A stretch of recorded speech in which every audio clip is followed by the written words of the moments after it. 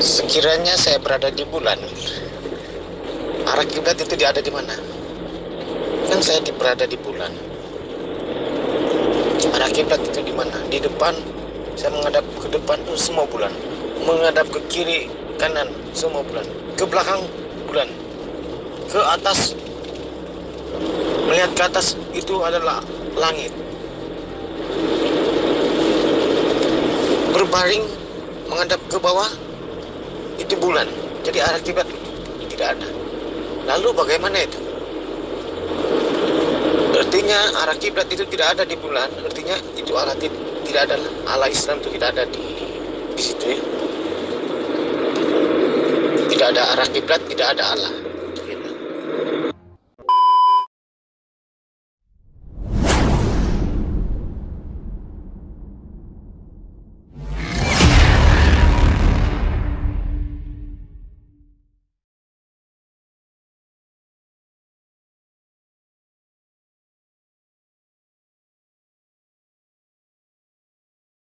Assalamualaikum warahmatullahi wabarakatuh. Alhamdulillah wa syukurillah ala ni'matil iman wal islam. Nikmat iman Islam yang tak bisa digantikan oleh kenikmatan di dunia ini. Bersyukurlah kepada Allah yang telah memberikan nikmat iman Islam. Allahumma salli ala sayyidina Muhammad wa ala ali sayyidina Muhammad kama sallaita ala sayyidina Ibrahim wa ala ali sayyidina Ibrahim wa barik ala sayyidina Muhammad wa ala ali sayyidina Muhammad kama barakta ala sayyidina Ibrahim wa ala ali sayyidina Ibrahim في العالمين إنك حميد مجيد. رب اشرح لي صدري ويسر لي أمري والعقدة من لساني يفقهوا قولي. إن الصلاتي ونسكي ومحياي ومماتي لله رب العالمين. Terima kasih kawan-kawan yang sudah mampir ke channel Cahaya Islam. Mari kita dukung channel-channel dakwah Islam dengan cara like, comment, subscribe. Jangan lupa aktifkan notifikasinya. Share juga ya supaya saudara-saudara kita yang mungkin belum mengetahui channel ini, pasti banyak karena channelnya masih baru. Bantu share ya. Dengan membantu channel dakwah Islam, artinya Anda sudah menyuarakan kebenaran Islam dan mencegah pemurtadan yang terjadi selama ini. Terima kasih. Selamat menonton sahabat CI Cahaya Islam.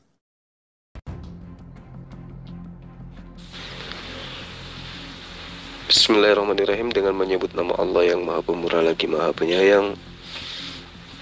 Di dalam kitabnya Bani Israel, Yeremia 9 nomor 11 diterangkan bahwa Yerusalem itu akan menjadi tempat serigala bersembunyi. Serigala yang dimaksud di sini adalah Antikristus. Siapa serigala yang bersembunyi di Yerusalem? Jawab. Yang menyangkal baik bapa maupun putra adalah Antikristus. Antikristus adalah Muhammad, karena sebelum kedatangan Muhammad, Yesus sudah bernubuat di dalam Injil. Akan datang seorang Antikristus. Dia akan menyangkal baik bapa maupun putra. Dia akan menyesatkan banyak orang. Dialah Antikristus itu. Dialah pendusta itu. Dialah yang menggantikan Al-Quran dengan ayat-ayat yang menghujat Tuhan Yesus. Karena hanya Antikristuslah yang menghujat putra Elohim. Bertobatlah. Oke, siapapun bisa mengakui Nabi Muhammad itu adalah Nabi, tetapi tidak Alkitab yang mengakui. Oke, biarpun langit akan runtuh dan gunung-gunung akan menjadi rata,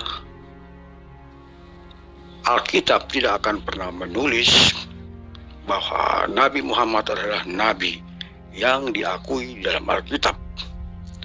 Oke, manusia boleh-boleh saja. Siapa manusia? Seperti apapun pengakuan manusia, tetapi itu hanya namanya juga manusia. Kalau dikasih uang untuk mengakui, ya banyak saja yang mau. Hanya sekedar mengakui di bibir saja. Tetapi pada faktanya secara Alkitab tidak mengenal siapa Nabi Muhammad. Oke, ya no problem. Sekalipun banyak yang mengakui, Orang Yahudi kah, orang Inggris kah, orang India kah, orang Rusia kah? Ya, no problem, silakan saja. Tapi saya mengatakan itu secara rohani, secara iman, biarpun langit akan runtuh, gunung-gunung rata, lembah-lembah tertimbun, tidak pernah tertulis nama Muhammad di dalam Alkitab. Oke?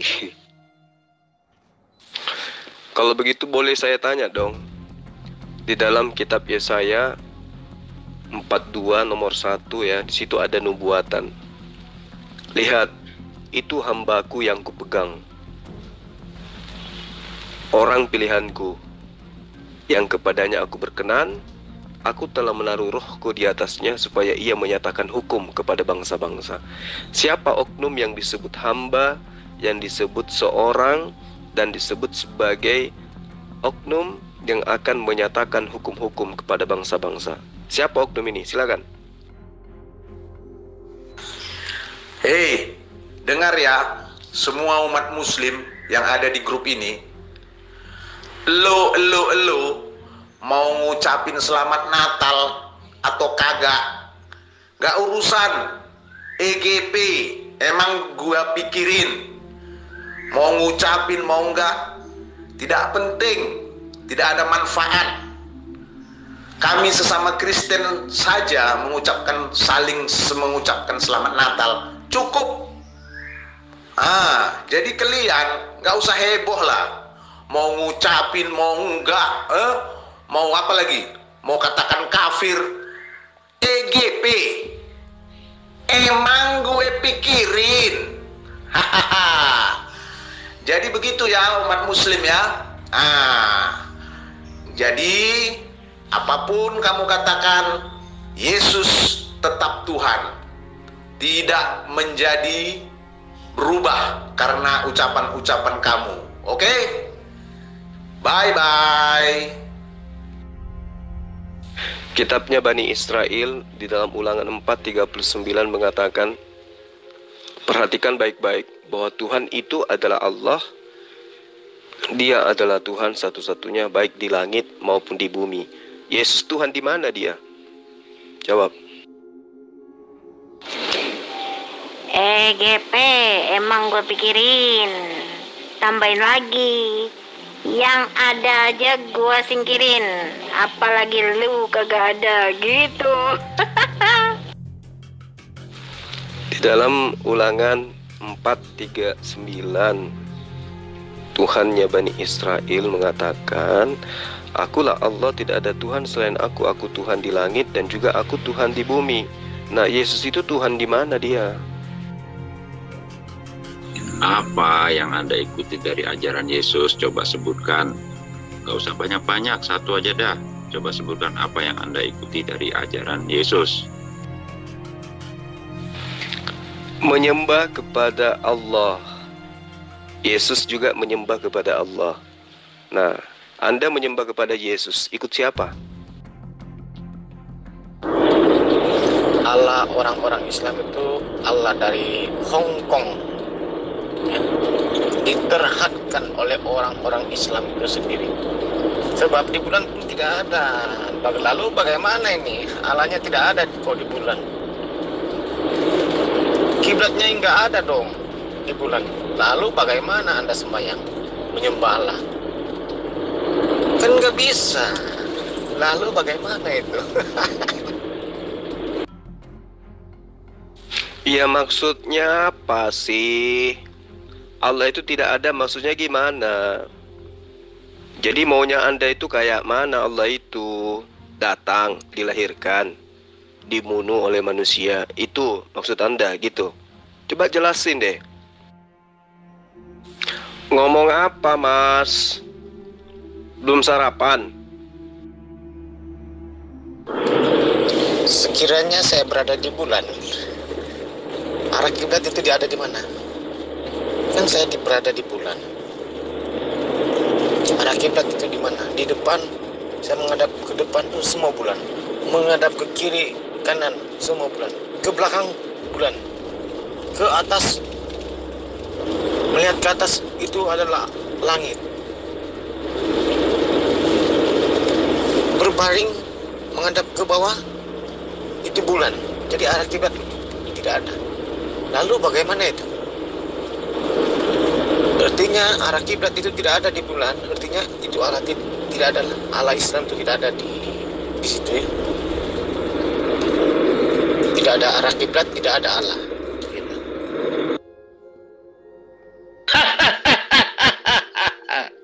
Iya, Tuhan kami itu ajaib, berkuasa, memegang segala kuasa di bumi dan di surga. Yesus telah memegang segala kuasa di bumi dan di surga. Artinya dia Tuhan.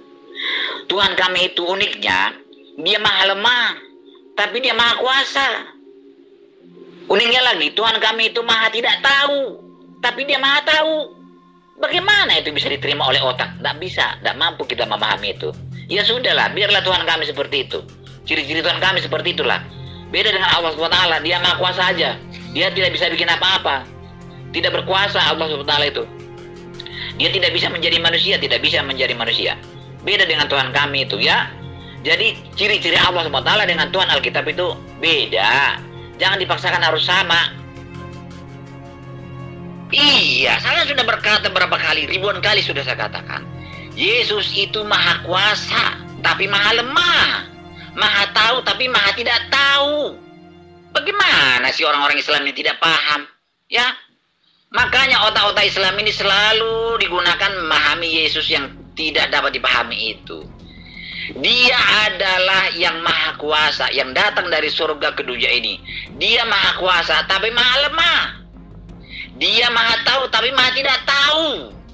Bagaimana sih orang-orang ini? Begini maksudku. Saya masih di bumi, di dunia. Saya mau sholat, saya mau menyembah Allah.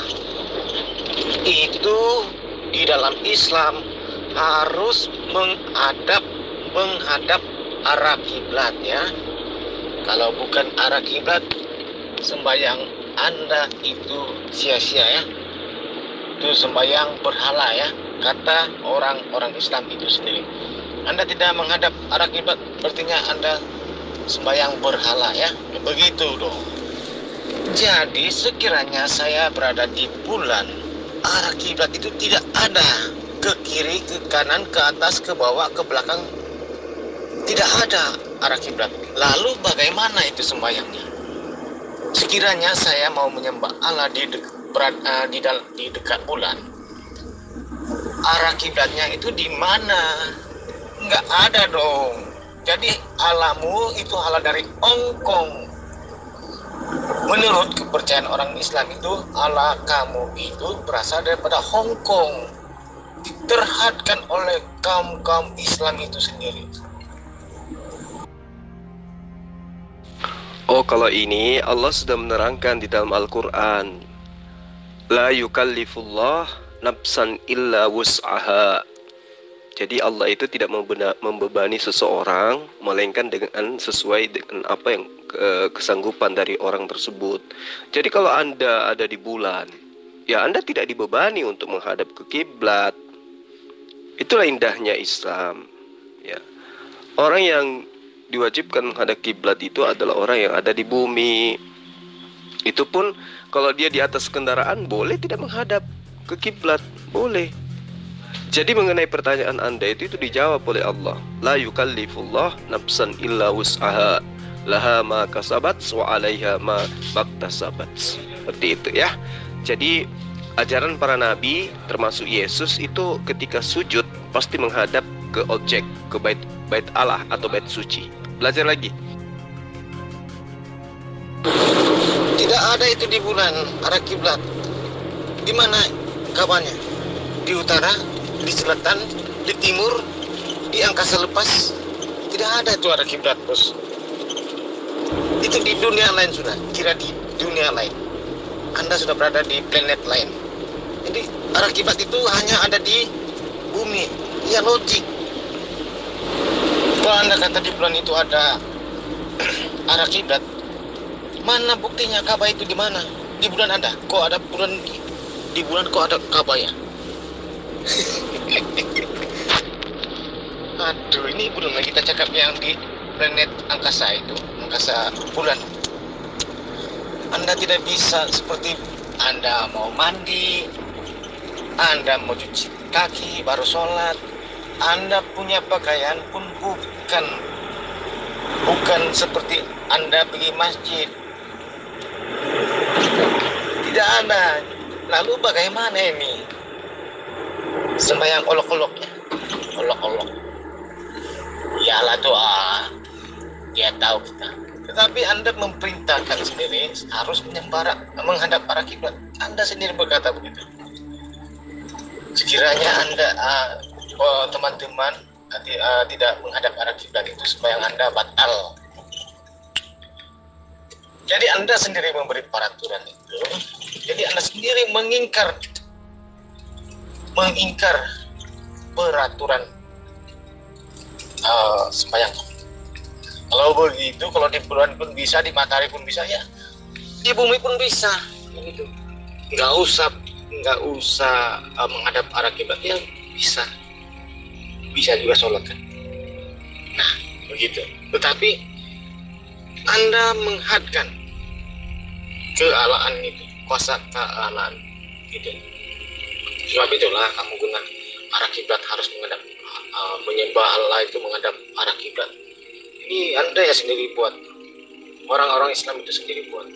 Padahal Allah tidak melakukan menghadap kiblat. Ya kalau Kristen kan tidak usah menggunakan arah kiblat. Allah itu di mana-mana. Anda di bulan, ya ini Kristen. Anda di bulannya, Allah di sana. Anda di tandas, Allah ada di sana. Mau di mana kamu? Mau terbang melayang, sembahyang? Ya bisa. Itu Kristen. Tidak ada larangan, tidak ada terhadkan untuk menyembah Allah, itu tidak ada. Anda kotor badan, Anda sembahyang kepada Allah pun boleh. Kalau Islam harus mau bersih baru menyembah Allah. Nah itu terhad. Siapa yang buat itu? Anda sendiri lakukan itu. Orang-orang Islam itu sendiri cipta sendiri, buat begini peraturan, ini peraturan. Itu orang Islam sendiri. Kalau Allah itu tidak. Pakaian Anda kotor, mau sembahyang dengan Allah, ya bisa. Allah terima. Nah, gitu dong. Faktanya kan manusia itu di bumi, bukan di bulan. Kalau ada manusia ke bulan kan itu sementara aja. Ya karena mereka melakukan suatu penelitian atau mencari sesuatu yang kemudian bisa dijadikan sebagai temuan. Nah sementara perintahnya Allah itu kan ketika manusia itu di atas muka bumi ini. Nah terkait apa yang saudara pertanyakan kan tadi saya sudah jawab. La yukallifullah nafsan illa wus'aha laha ma kasabat wa 'alaiha ma maktasabat. Allah tidak membebankan beban kepada siapapun kecuali dengan berdasar terhadap kesanggupan orang tersebut. Jadi terkait dengan arah kiblat itu ya ketika di muka bumi.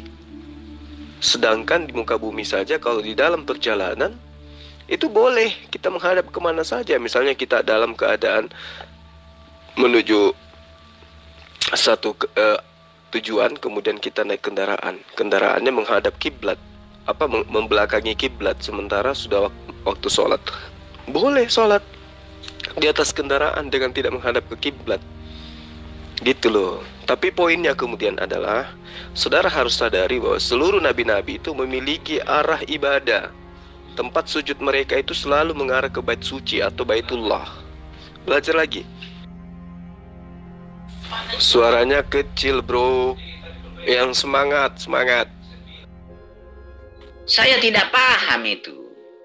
Bagaimana Yesus dalam aku di dalam dia, di dalam aku. Akulah dia, dia adalah aku. Lagi juga ayat itu, ayat B adalah tulisan wartawan gadungan. Tidak dapat dipercaya. Untuk apa kita analis satu ayat B? Itu kan tidak benar beritanya itu. Ya. Jadi kenapa kamu menggunakan tulisan orang-orang yang pembohong itu untuk membuktikan kebenaran Al-Quranmu? Kenapa Ailanubi? Apa alasanmu? Kenapa kamu tidak menggunakan Al-Quran untuk membuktikan pernyataan Al-Quran? Coba, ini saya tanya dulu kamu. Apa kamu malu? Apa kamu tidak sanggup menggunakan Al-Quran membuktikan kebenaran beritanya? Itu namanya ajaib. Aku pun tidak bisa itu. Tidak bisa. Nyatanya dia, waktu dia di rahimnya Maria dan baru lahir, tidak bisa bikin apa-apa. Dia tidak tahu apa-apa. Itulah Tuhan kami. Tapi dia maha tahu. Tapi dia tidak maha tahu. Bukan seperti Allah SWT. Ya. Jadi Tuhan kami itulah menjadi perbincangan otak dan logika manusia yang tidak mampu dipahami oleh otak dan logika manusia. Jadi jangan gunakan otakmu, logikamu untuk memahami ketuhanan kami. Tidak mampu. Dia adalah Tuhan yang maha kuasa, tapi dia maha lemah. Dia adalah Tuhan yang maha tahu, tapi dia Tuhan yang tidak maha tahu. Bagaimana cara itu menerima itu? Saya juga tidak bisa jelaskan itu. Bukan saya yang mengatakan itu. Baca Alkitab. Dia adalah keturunan Daud pezina itu. Kata Alkitab. Bukan saya. Bukan bingung saja. Tidak mampu otak saya, logika saya memahami ketuhanan Yesus dan kemanusiaan Yesus. Tidak mampu. Dia ajaib. Bagi saya yang penting, Yesus berkata bahwa dia memberikan hidup kekal. Dia menyerahkan hidupnya untuk menyelamatkan manusia dari kematian kekal. Itu yang saya terima. Saya tidak mampu memahami fisiknya, berapa jumlahnya. Ya, jangan tanya itu kepada saya. Alkitab pun tidak menjelaskan dengan sempurna, tidak.